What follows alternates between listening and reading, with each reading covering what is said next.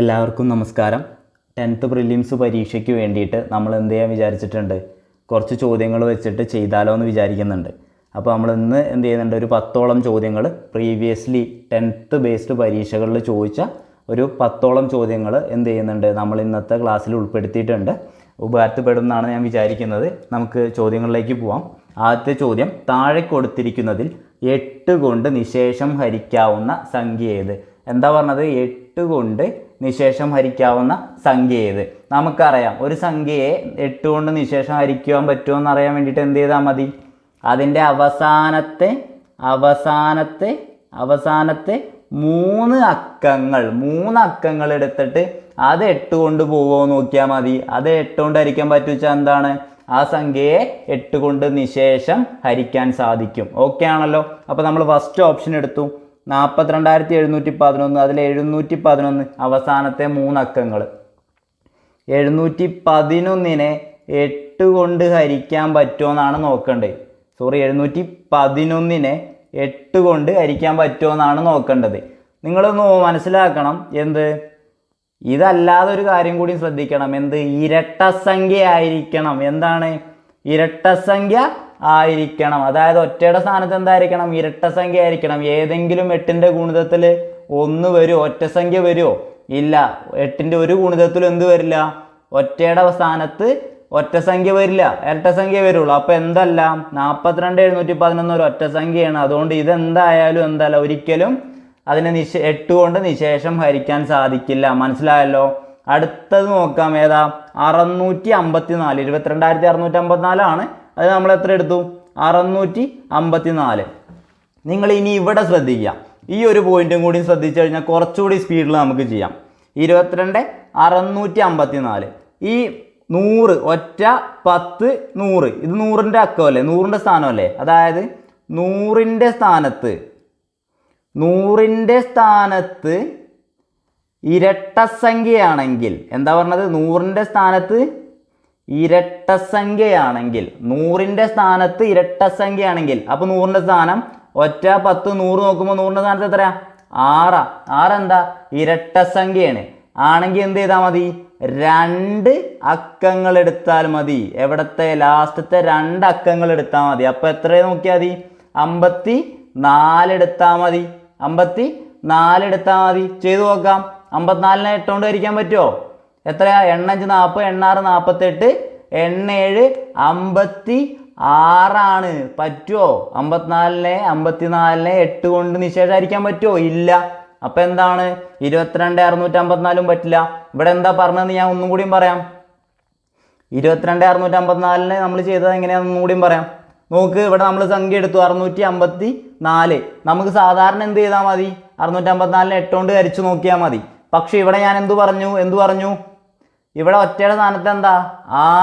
100ന്റെ സ്ഥാനത്ത് എന്താ?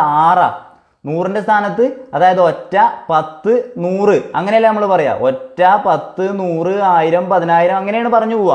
അപ്പോൾ ഇതിൽ ഒറ്റ 10 100, 100ന്റെ സ്ഥാനത്ത് ഏതാ? 6 അല്ലേ? 6 എന്താ? ഇരട്ടസംഖ്യയാണ്. 6 ഇരട്ടസംഖ്യയാണ്. അങ്ങനെയാണ് എങ്കിൽ എന്ത് ചെയ്താൽ മതി എന്നാ പറഞ്ഞത്? അവസാനത്തെ 2 അക്കങ്ങളെ 8 കൊണ്ട് ഹരിച്ചാൽ മതിയാകും. മനസ്സിലായല്ലോ. അവസാനത്തെ 2 അക്കങ്ങളെ 8 കൊണ്ട് ഹരിച്ചാൽ നിശേഷം ഹരിക്കാൻ പറ്റുമോ നോക്കിയാൽ മതി. അപ്പോൾ 54നെ നമ്മൾ എന്ത് ചെയ്യുന്നു? 8 കൊണ്ട് ഹരിക്കുന്നു. ഓക്കെ ആണല്ലോ. 8 5 40, 8 6 48, 8 7 56. അപ്പോൾ 8 6 48 വരെ വരുള്ളൂ. ശിഷ്ടം എത്രയാ? 6. അപ്പോൾ അത് പറ്റുമോ? ഇല്ല. മനസ്സിലായല്ലോ. അടുത്ത നോക്കുക, 716. അടുത്ത 32,716 716. നോക്ക്, 100ന്റെ ഭാഗത്ത് എന്താ? ഒറ്റ 10 100. 100ന്റെ ഭാഗത്ത് ഏതാ? 7 ആണ് അല്ലേ? 7 ഒറ്റ സംഖ്യയാണല്ലോ. അപ്പോൾ അത് പറ്റൂല. നമ്മൾ എന്ത് ചെയ്യണം? 716നെ തന്നെ 8 കൊണ്ട് ഹരിക്കണം. വേണമല്ലോ. ചെയ്തു നോക്ക്. ചെയ്ത് കഴിഞ്ഞാൽ എത്ര കിട്ടുക? 8 8 64. 8 8 64. ബാലൻസ് എത്രയാ? 7 6. എത്രയാ? 9 8 72. പറ്റുമോ? ശിഷ്ടമുണ്ട്. 4 ശിഷ്ടമുണ്ട് അല്ലേ? അപ്പം അതും പറ്റില്ല. അപ്പം നമുക്ക് എന്താ മനസ്സിലായി? ഇതാണ് ഉത്തരം എന്ന് മനസ്സിലായി. എന്നാലും നമുക്ക് ചെയ്തു നോക്കാം. നിങ്ങൾ നോക്ക്, സംഖ്യ ഏതാ? 272 എടുത്താൽ മതി. 16,272 എന്തെടുത്താൽ മതി? 272 എടുത്താൽ മതി. ഇവിടെ നോക്ക്, ഇവിടെ നോക്ക് ഒറ്റ 10 100 100ന്റെ സ്ഥാനത്ത് എന്താ രണ്ടെന്താ ഇരട്ട സംഖ്യ. അപ്പൊ അതെടുക്കണോ വേണ്ട? എന്ത് ചെയ്താൽ മതി?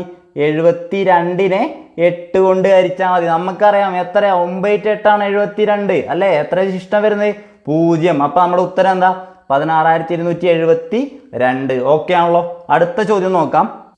അടുത്ത ചോദ്യം, രണ്ട് സംഖ്യകളുടെ ഉസാഗ എന്ന് പറഞ്ഞാൽ HCF എത്രയാണ്? 8 ആണ്. സംഖ്യകളുടെ ഗുണനഫലം 256 ആണ്. അപ്പൊ നമ്മളോട് പറഞ്ഞിട്ടുള്ള എന്താ? ലസാഗു എത്രയാന്നാ ചോദിച്ചത്. നമുക്കറിയാം എന്തറിയാം? ലസാഗു LCM ഗുണിക്കണം HCF എന്താണ്? ഉസാഗ സമം സംഖ്യകളുടെ ഗുണന ബലം അല്ലെങ്കിൽ ഗുണനഫലം അല്ലേ? എന്താ നമ്മൾ പഠിച്ചിട്ടുണ്ട് അല്ലേ? LCM ഗുണിക്കണം HCF എന്ന് പറഞ്ഞു കഴിഞ്ഞാൽ എന്താണ്? സംഖ്യകളുടെ ഗുണനഫലം. ഡയറക്റ്റ് അപ്ലൈ ചെയ്താൽ പോരെ? എവിടെ പറ? LCM എത്രയാ? അറിയില്ല. നമ്മൾ LCM അറിയില്ല. ഇനി എന്താ ഉള്ളത്? HCF അറിയാം. എത്രയാ? 8. എത്രയാണ് ഗുണനഫലം? എത്രയാ? ഡയറക്റ്റ് തന്നതാ. എത്രയാ? 256. ഓക്കെ ആണല്ലോ. അപ്പൊ LCM എത്രയാണ്? 256 ഡിവൈഡഡ് ബൈ 8. എത്രയാണ്? 256 ഡിവൈഡഡ് ബൈ 8. ഇനി എന്ത് ചെയ്യണം? ഇനി ഹരിക്കണം അല്ലേ? അല്ലെങ്കിൽ വെട്ടി ചെറുതാക്കണം. നമുക്ക് എന്ത് ചെയ്താൽ മതി? ഹരിച്ചു നോക്കാം. 256നെ 8 കൊണ്ട് ഹരിച്ചു നോക്കാം. എത്രയാ? 3 8 24 ശിഷ്ടം 16. എത്ര വരിക? 32 16 0. എത്രയാണ് നമ്മുടെ ഉത്തരം? 32. നമ്മുടെ LCM എത്രയാണ്? 32. ഇവിടെ ആകെ എന്തറിഞ്ഞാൽ മതി നമുക്ക്? LCM ഗുണിക്കണം HCF എന്ന് പറഞ്ഞാൽ എന്താണ്? സംഖ്യകളുടെ ഗുണനഫലത്തിന് തുല്യമാണ്. ഇനിയിപ്പോൾ ഗുണനഫലം എന്ന് പറഞ്ഞു കഴിഞ്ഞാൽ എന്താ? ഒരു സംഖ്യ തന്നിട്ടുണ്ടായിരിക്കും, ചിലപ്പോൾ ഒരു സംഖ്യ തന്നിട്ടുണ്ടായിരിക്കും. ഇതിന് മറ്റേ സംഖ്യ ആയിരിക്കും ചില കേസുകളിൽ ചോദിക്കുക. നമുക്ക് LCMവും HCFും തന്നിട്ടുണ്ടായിരിക്കും. ആ കേസുകളും നിങ്ങൾ ചെയ്തു നോക്കണം. അങ്ങനത്തെ പ്രോബ്ലംസും ചെയ്തു നോക്കണം. അപ്പോൾ ഇതിൽ പഠിച്ചാൽ എന്താ? LCM ഗുണിക്കണം HCF എന്ന് പറയുന്നത് എന്താണ്? സംഖ്യകളുടെ ഗുണനഫലത്തിന് തുല്യമാണ്. അടുത്ത ചോദ്യം നോക്കാം. ചോദ്യം ഞാനൊന്ന് എടുത്തെഴുതാണ്. 5 1/3 കൂട്ടണം 3 1/3 കുറയ്ക്കണം 2 1/3 അല്ലേ? അപ്പൊ ഇനി നമ്മൾ എന്ത് ചെയ്യണം? നമുക്ക് എന്തറിയാം? ഇത് രണ്ടിനും കൂടിയാണ് ആ മൈനസ് കേട്ടോ. ഇത് രണ്ടിനും കൂടിയാണ് ആ മൈനസ്. അപ്പൊ നമുക്ക് അറിയുന്ന കാര്യങ്ങൾ അതേമാതിരി എഴുതി. എന്താ ചെയ്യാറ് നമ്മൾ? അതെ നോർമലി എന്താ ചെയ്യുക? അങ്ങനെ ഒരു ചോദ്യം വന്നു കഴിഞ്ഞാൽ പൂർണ്ണസംഖ്യകൾ, അതായത് 5 1/3 എന്ന് പറഞ്ഞു കഴിഞ്ഞാൽ എന്താണ്? 5 അതുപോലെ ഒരു 1/3. 5 എന്താ? പൂർണ്ണസംഖ്യ. 1/3 എന്താ? സാധാരണ ഭിന്നം. അപ്പൊ നമ്മൾ ചെയ്യാൻ പോവാണ്. എന്ത് ചെയ്യും? പൂർണ്ണസംഖ്യകളെ സെപ്പറേറ്റ് കൂട്ടാൻ പോവാണ്. 5ഉം 3ഉം പിന്നെ ഒരു -2. ഓക്കെ ആണല്ലോ. 5 + 3 ഇനി എന്താ? -2. ഓക്കെ ആണല്ലോ. അടുത്തത് ഇനി എന്താ? 1/3 + 1/3 എഴുതാൻ പോവാണ്. 1/3 ഉണ്ട് ഇനി ഇല്ലേ? ഇനി എന്തുണ്ട്? ഇവിടെ ഒരു 1/3 ഉണ്ട്. ഇവിടെ എന്തതിന് മുന്നിലുള്ള സൈന്? പ്ലസ്സാ. അപ്പൊ ഇവിടെ എന്താ? +1/3. ഇനി ഇവിടെ നോക്ക്, ഈ 1/3 മുന്നെന്താ? മൈനസ് ആണ്. അപ്പൊ -1/3. ഓക്കെ ആണല്ലോ. ഇനി ചെയ്ത് നോക്കുക. 5ഉം 3ഉം കൂട്ടി എത്രയാ? 8. 8ൽ നിന്ന് 2 പോയാൽ 6. ഇവിടെ നോക്ക്, 1/3 + 1/3 കുറയ്ക്കണം 1/3. ഒരു പ്ലസ്സും ഒരു മൈനസും ഒരേ സംഖ്യ ആണെങ്കിൽ എന്ത് ചെയ്താൽ വെട്ടിക്കളയാം അല്ലേ? അപ്പൊ ബാലൻസ് എത്രയായി? 6 1/3. നമ്മുടെ ഉത്തരം എന്താണ്? 6 1/3. ഇവിടെ നമ്മൾ എന്താ ചെയ്തത്? 1/3 + 1/3 -1/3 വന്നു കഴിഞ്ഞപ്പോൾ എന്താ നമ്മൾ ചെയ്തത്? 1/3 ഒരു പ്ലസ്സും ഉണ്ട്, ഇവിടെ ഒരു -1/3 ഉണ്ട്. ഇത് രണ്ടും കൂടി ചെയ്താൽ എത്ര? 0 അല്ലേ വരിക. അതുകൊണ്ടാണ് ഇത് എന്ത് ചെയ്യണേ? വെട്ടിക്കളയണം. ബാലൻസ് എത്രയുണ്ട്? ഒരു 1/3. അതെന്ത് ചെയ്തു? നമ്മുടെ 6ന്റെ കൂടെ എഴുതി. ഓക്കെ ആണല്ലോ. അടുത്ത ചോദ്യം നോക്കാം. ചോദ്യം 0.3² എന്ന് പറഞ്ഞാൽ 0.09 ആണ്. എങ്കിൽ 0.03² എത്രയാണെന്നാ ചോദിച്ചത്. നമുക്കറിയാം എന്ത്? 3ന്റെ സ്ക്വയർ എന്താ? 9. അത് നമുക്ക് സാധാരണ പോലെ അറിയാം. ഇത് തരേണ്ട ആവശ്യമൊന്നുമില്ല അല്ലേ? അല്ലാതെ തന്നെ നമുക്കറിയാം എന്ത്? 3ന്റെ സ്ക്വയർ 9 ആണ്. ഇനി അതൊന്നും വെക്കാതെ ഞാൻ പഠിപ്പിച്ചിട്ടുണ്ടായിരിക്കും എന്ത്?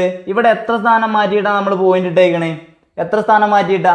2 സ്ഥാനം. 1 2 സ്ഥാനം മാറ്റിയിട്ടാണ് നമ്മൾ അവിടെ പോയിന്റ് ഇട്ടേക്കണേ. 3ന്റെ അവിടെ 1 2 0 കഴിഞ്ഞിട്ട് 1.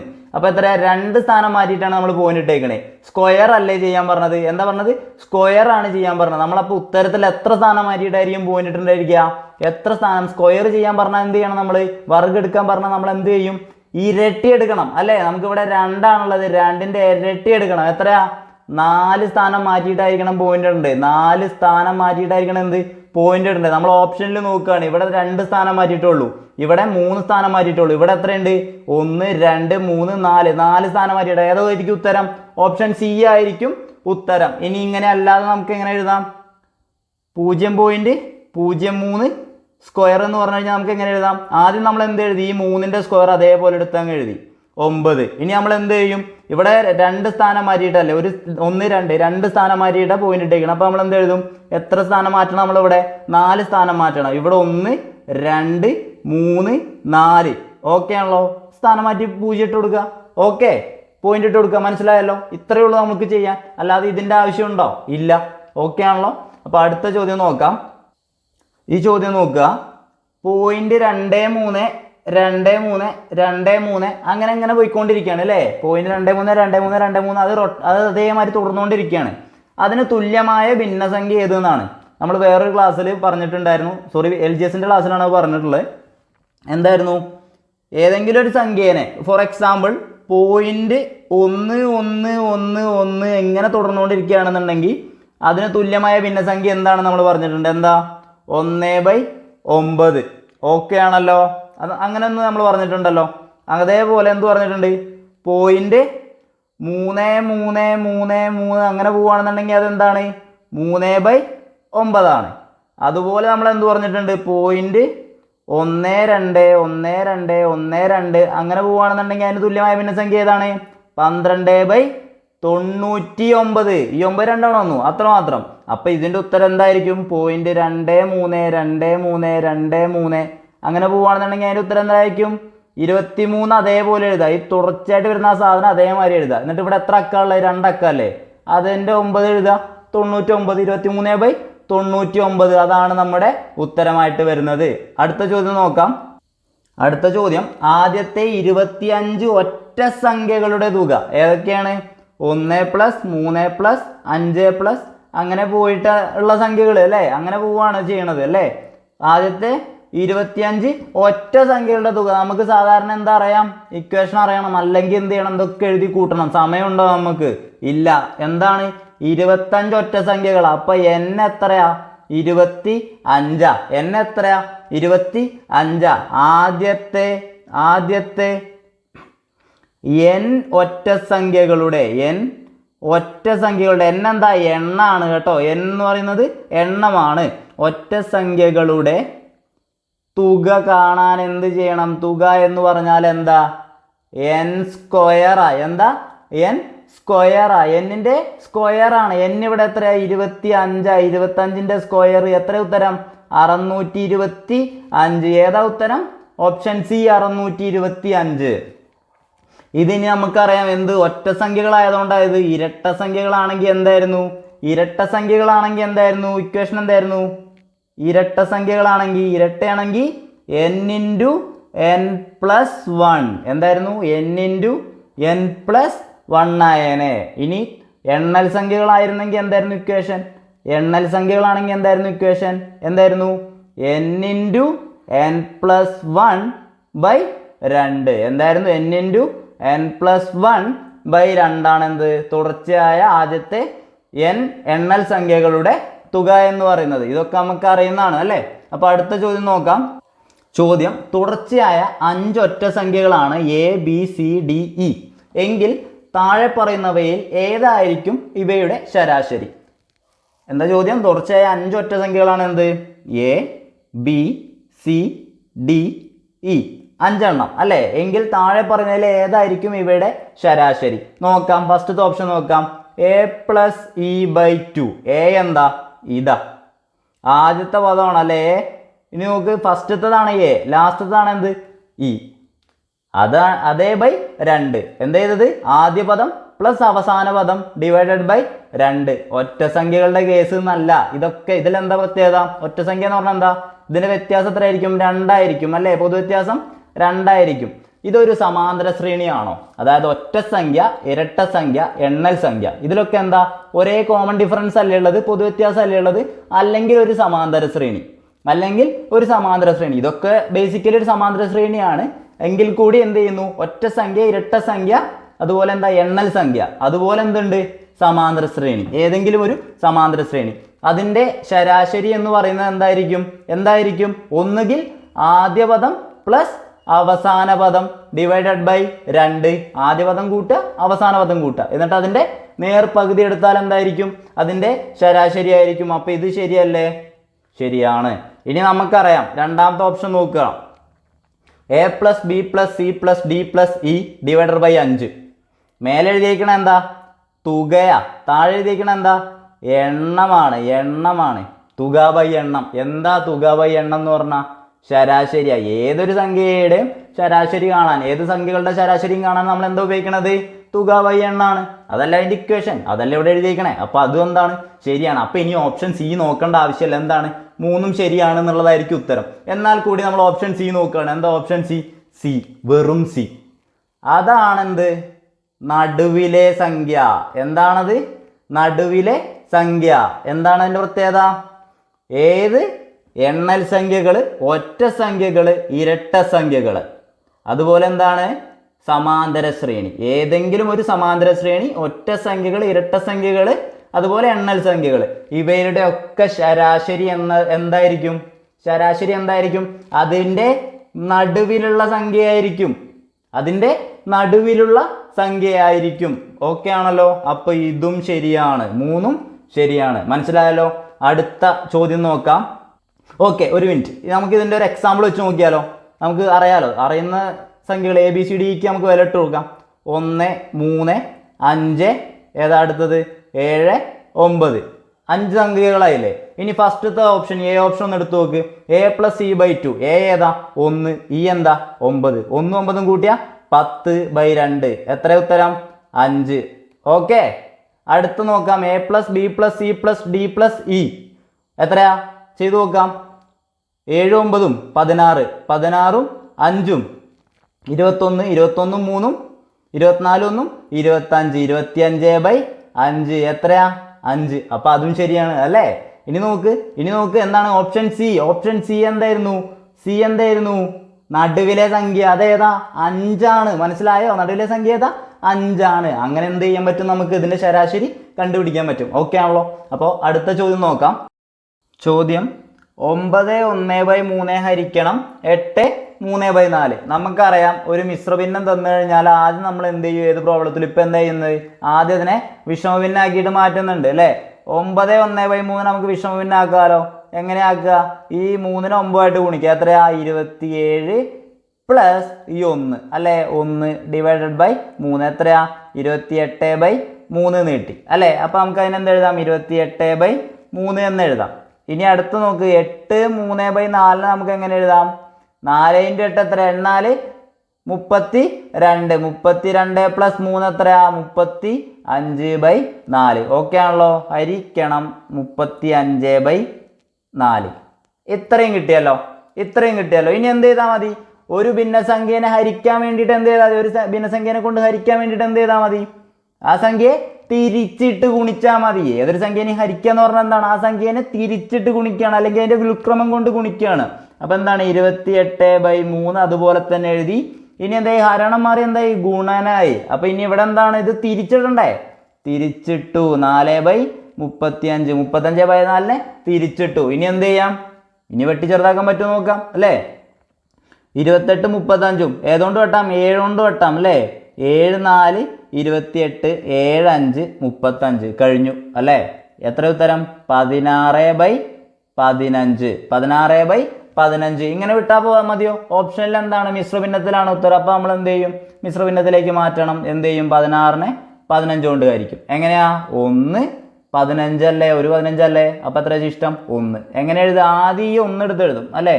1. ഇനി എന്ത് ചെയ്യും? ഈ ശിഷ്ടം എടുത്ത് എഴുതും. അത് അംശമായിട്ട് എഴുതും. ഓക്കെ. ഡിവൈഡർ ബൈ ഏതാണ്? നമ്മൾ ഹരിച്ച സംഖ്യ 15. അപ്പോൾ നമ്മുടെ ഉത്തരം എത്ര? 1 1/15. അടുത്ത ചോദ്യം നോക്കാം. 12,000 രൂപ വീതം 2 മേശ വിറ്റപ്പോൾ ഒരു മേശയ്ക്ക് 20% ലാഭവും. എന്താ പറഞ്ഞത്? ഒരു മേശയ്ക്ക് 20% ലാഭവും രണ്ടാമത്തെ മേശയ്ക്ക് 20% നഷ്ടവും വന്നാൽ കച്ചവടത്തിൽ ആകെ ലാഭനഷ്ട കണക്കുകൾ താഴെ പറയുന്നവയിൽ ഏതാണ്? 12,000 രൂപ വീതം രണ്ടിനും ഒരേ പൈസക്കാണ് വിറ്റത്. 2 മേശ വിറ്റു. എന്താണ്? ഒന്നിന് 20% ലാഭവും ഒന്നെന്താണ് 20% നഷ്ടവും. ഒന്ന് 20% ലാഭവും ഒന്ന് 20% നഷ്ടവും. എന്താ ചെയ്യുക ഒരേ ശതമാനം ലാഭം ഒരേ ശതമാനം നഷ്ടവും വന്നു കഴിഞ്ഞാൽ എന്ത് ചെയ്യും നമ്മൾ? എന്ത് ചെയ്യും?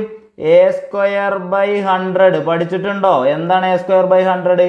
നഷ്ടം. ഒരേ ശതമാനം ലാഭവും ഒരേ ശതമാനം നഷ്ടവും, അതായത് a% ലാഭവും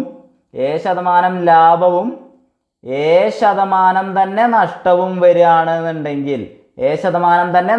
വരികയാണെന്നുണ്ടെങ്കിൽ എന്താണ് ഉത്തരം? എന്തായിരിക്കും കിട്ടുക ബാക്കി? a²/100% നഷ്ടം.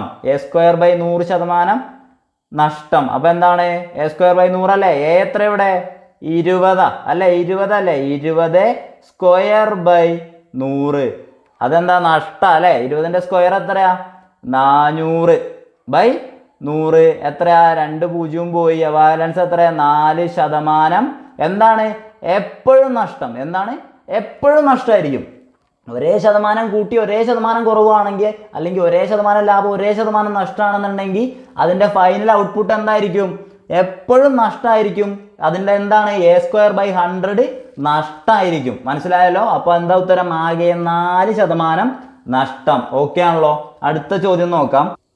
അടുത്ത ചോദ്യം ഇതെങ്ങനെ ചെയ്യുക? √3 - √2 divided by √3 + √2 plus √3 + √2 divided by √3 - √2 എത്രയാണെന്നാണ് ചോദിച്ചത് അല്ലേ? ഇത് ചെയ്യാൻ വേണ്ടിയിട്ട് എന്ത് ചെയ്യും? നമ്മൾ സാധാരണ എങ്ങനെ ചെയ്യുക? ഒരു ഭിന്നസംഖ്യേനെ കിട്ടിയാൽ അതേമാതിരി ചെയ്താൽ മതി. ആദ്യം എന്ത് ചെയ്യും നമ്മൾ? ആദ്യം നമ്മൾ ഛേദവും ഛേദമായിട്ട് ഗുണിക്കും. ഓക്കെ ആണല്ലോ? നോക്കിക്കോ.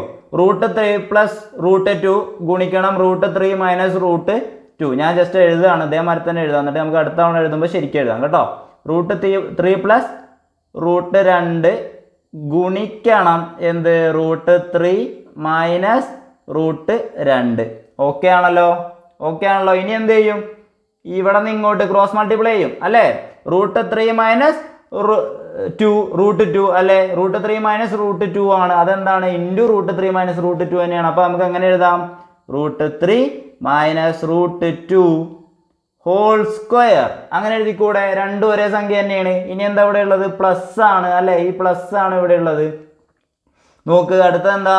ഇവിടെ √3 + √2 ആണുള്ളത്. ഇവിടെ എന്താ? √3 + √2 കൊണ്ടാണ് ഗുണിക്കുന്നത്. അപ്പൊ എന്തായിരിക്കും ഇവിടെ ഉള്ളത്? √3 + √2 ഹോൾ സ്ക്വയർ. ഓക്കെ ആണല്ലോ? അപ്പൊ ഇനി ബാക്കി എത്ര വരും? ഇനി ചെയ്ത് നോക്കാലോ. ഇവിടെ താഴെ നോക്ക്. √3 + √2 ഗുണിക്കണം √3 - √2. എന്താ അത്? a+b ഇൻറ്റു a - b ഫോമിൽ അല്ലേ? അതെന്താണത്? a² - b² ആണ് അല്ലേ? a² - b² ആണ്. നിങ്ങൾ നോക്ക്, √3ന്റെ സ്ക്വയർ എത്രയാ? √3ന്റെ സ്ക്വയർ എത്രയാ? 3 ആണ് അല്ലേ? √3ന്റെ സ്ക്വയർ പറഞ്ഞു കഴിഞ്ഞാൽ എന്താ? ആ റൂട്ട് അങ്ങ് ഒഴിവാക്കിയാൽ മതി. മൈനസ്, ഈ മൈനസ് ആണ്. നോക്ക്, √2ന്റെ സ്ക്വയർ എത്രയാ? 2 ആണ്. ഓക്കെ ആണല്ലോ? ഇനി മേലെ എന്തൊക്കെയുണ്ട്? √3 - √2 ഹോൾ സ്ക്വയർ ഉണ്ട്, അതുപോലെ √3 + √2 ഹോൾ സ്ക്വയർ ഉണ്ട്. നിങ്ങൾക്ക് ചെയ്യാൻ അറിയില്ല എന്നുണ്ടെങ്കിൽ എന്ത് ചെയ്യാം? നമുക്കിത് a² + 2ab + b² അതറിയില്ലേ? a+b whole square എന്ന് പറയുന്നത് എന്താ? a² + 2ab + b² ആണല്ലോ. അതറിയാലോ? അതുപോലെ എന്തറിയാം? a - b ഹോൾ സ്ക്വയർ എന്ന് പറയുന്നത് എന്താ? a² - 2ab + b² ആണ്. അതും നിങ്ങൾക്ക് അറിയാലോ. അപ്പോൾ എന്നാ പറഞ്ഞോളി. ഇത് ഞാൻ ഇങ്ങോട്ട് എടുത്ത് എഴുതുകയാണേ. ഇവിടെ എഴുതിയേക്കണേ ഞാൻ ഇവിടേക്ക് എഴുതാൻ പോവാണ്, ചെയ്യാൻ സുഖത്തിന് വേണ്ടിയിട്ട്. ആ 3 - 2 എത്രയാ? അപ്പോൾ 1 അല്ലേ? അത് അടിയിൽ അവിടെ അതേപോലെ കിടക്കട്ടെ കേട്ടോ. 3 - 2 1 ആണ്. അത് ഛേദത്തിൽ കിടക്കട്ടെ. ഇനി മേലെ നോക്ക്. √3 - √2 സ്ക്വയർ എന്താ? ആദ്യം എന്താ? √3 എന്താ? a ആണ്. √2 എന്താ? b ആണ് അല്ലേ? അപ്പോൾ പറഞ്ഞു a² √3ന്റെ സ്ക്വയർ എത്രയാ? 3 മൈനസ് 2ab 2 ഗുണിക്കണം √3 ഗുണിക്കണം b എന്താ? 2 √2. ഇനി എന്താ? Plus b². b എത്രയാ? √2 ആണ് അല്ലേ? √2ന്റെ സ്ക്വയർ എത്രയാ? 2. കഴിഞ്ഞല്ലോ. ഇനി അടുത്തത് പ്ലസ്. ഈ പ്ലസ് ആണേ. ഈ പ്ലസ് ആണ് ഇവിടെ ഇട്ടേക്കണ പ്ലസ്. ഓക്കെ. ഇനി ഇവിടെ നോക്ക്. √3 + 2 ഹോൾ സ്ക്വയർ എന്താണ്? √3 + 2 ഹോൾ സ്ക്വയർ എന്താണ്? √3 × √3 എത്രയാ? 3 + 2 എ ബി ഇത് എ ആണ് ഇത് ബി ആണ് അല്ലേ. അപ്പം എ ബി എന്തായിരിക്കും 2 ഗുണിക്കണം √3 ഗുണിക്കണം √2 പ്ലസ് എന്താണ് ബി സ്ക്വയർ എത്രയാ √2² എത്രയാ 2. ഓക്കെ ആണല്ലോ. ഇനി ഇവിടെ നോക്ക്, നമുക്ക് എന്ത് ചെയ്യാം, -2 -2√3 ഇൻറ്റു √2, ഇവിടെ ഒരു +2√3 ഇൻറ്റു √2 ഉണ്ട്. അത് രണ്ടും എന്തായി വെട്ടിപ്പോയി. ഓക്കെ, അപ്പോൾ ബാലൻസ് എത്രയുണ്ട് 3 പ്ലസ് ഈ 2 പ്ലസ് ഈ 3 പ്ലസ് 2 ഡിവൈഡഡ് ബൈ 1 ആണ്. 1 വേണോ വേണ്ട, അതൊക്കെ പട കൂട്ടി എത്ര കിട്ടും 10 കിട്ടും. നമ്മുടെ ഉത്തരം എത്രയാണ് 10 ആണ്. ഓക്കെ ആണല്ലോ. ഇത് കുറച്ച് അഡ്വാൻസ്ഡ് ലെവലിലുള്ള ചോദ്യമായിരുന്നു അല്ലേ. അപ്പോൾ ഇത്രയും ചോദ്യങ്ങളാണ് നമ്മൾ ഈ ക്ലാസ്സിൽ ഉൾപ്പെടുത്തിയിട്ടുള്ളത്. നിങ്ങൾക്കെല്ലാം മനസ്സിലായി എന്ന് വിചാരിക്കുന്നു. അടുത്തൊരു ക്ലാസ്സിൽ കാണാം. താങ്ക്